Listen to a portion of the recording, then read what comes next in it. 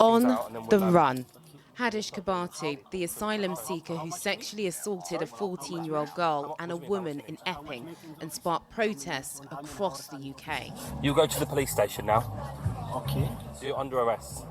Wow. Should you search? Yeah, do you want to jump out? I'm going to cuff you as well. Jump out for me. Okay, no problem. Hours before, he touched the 14-year-old's thigh, telling her he wanted to make babies with her. In an impact statement, she said she froze. This is the man authorities now can't find. Tonight, the Ministry of Justice put out a statement saying, "We are urgently working with police to return an offender to custody following a release in error at HMP Chelmsford.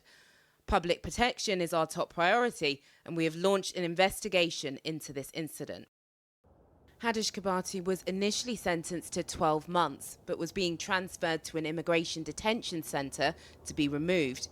The Deputy Prime Minister, also Justice Secretary David Lammy, said, "I'm appalled at the release in error at HMP Chelmsford. We are urgently working with police to track him down, and I've ordered an urgent investigation. Kebatu must be deported for his crimes, not on our streets." This is CCTV footage of Kebatu shortly after he committed his crimes. He had been living at the Bell Hotel nearby and had only been in the country 8 days. That hotel became a flashpoint. For weeks, barriers separated protesters from asylum seekers. There were counter-protests as well.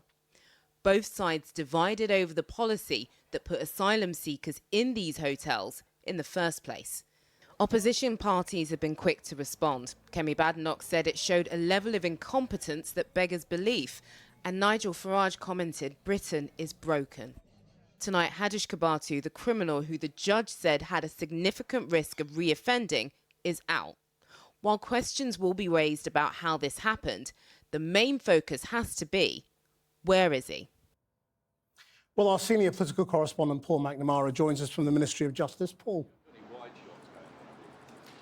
In the great big Venn diagram of awful stories the government would rather not be dealing with right now, this is pretty much smack bang in the middle. There is anger across Whitehall. That anger is shared by those behind me in the Ministry of Justice. I understand that the Justice Secretary and Deputy Prime Minister David Lammy is furious. Sources close to him telling me this evening they have never seen him as angry as they have tonight. He's demanded an immediate investigation. Now look, a release by mistake of any criminal does not scream competency, but the crime we are talking about here is the sexual assault of a 14-year-old girl. The perpetrator is an asylum seeker who had only been in the country for 8 days. The government is acutely aware of the attack lines from the right, both the Conservatives and Reform UK, that they're not tough enough on crime, they're not tough enough on the small boats crisis. This story links the pair of them. In the words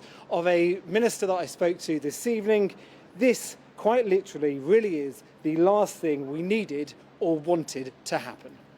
Paul McNamara at the Ministry of Justice. Well, the Shadow Home Secretary, Chris Philp, joins us now. This will be an infuriating error for millions of people. You must be very sorry that Conservatives left the prison service on its knees and cut prison officers by thousands over 14 years. I think that's a ridiculous thing to say, Christian. This Labour government's been in office for nearly a year and a half. This man came into the country illegally under a Labour government. He committed the despicable crimes against a 14-year-old girl under this Labour government. And it's this Labour government that has just let him out by mistake.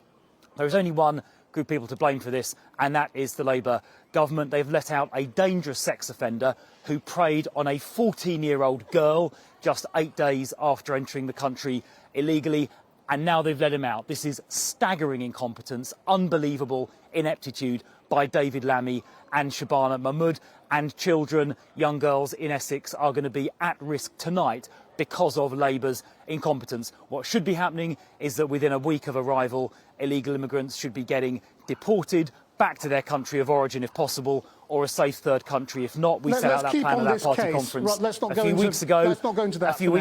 This is a very important they're too weak to do it. Let's stick to the facts here. It is, yes. What you're saying is politicians who are responsible for running the prison service need to take accountability for this, yes? Well, they've created the system, they've taken the policy choices that lets the system run in this way, and Labour ministers are presiding over what happened this evening, which is the apparently accidental release of a man who poses a danger to children, being let out and is at large as we speak this evening. He should be, frankly, deported straight away. That's what should happen. Well, I think that's what they were supposed to do, isn't it? But he was released by mistake. There's only one prison officer so far who has been taken off releasing duties. Is it normal for one prison officer to be responsible for the release of one prisoner?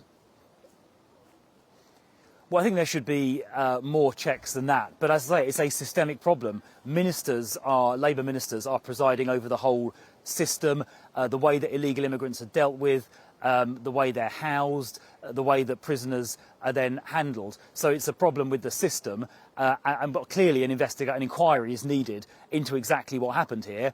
But David Lammy, the Justice Secretary, and Shabana Mahmood, the Home Secretary, should be apologising for presiding over this fiasco. And this has been one thing after another this week. The China spying scandal, this is a human error, isn't it?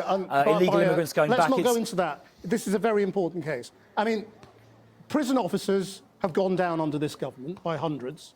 They went down by thousands under the Conservatives between 2010 and 2024. That's got a lot to do with this, hasn't it?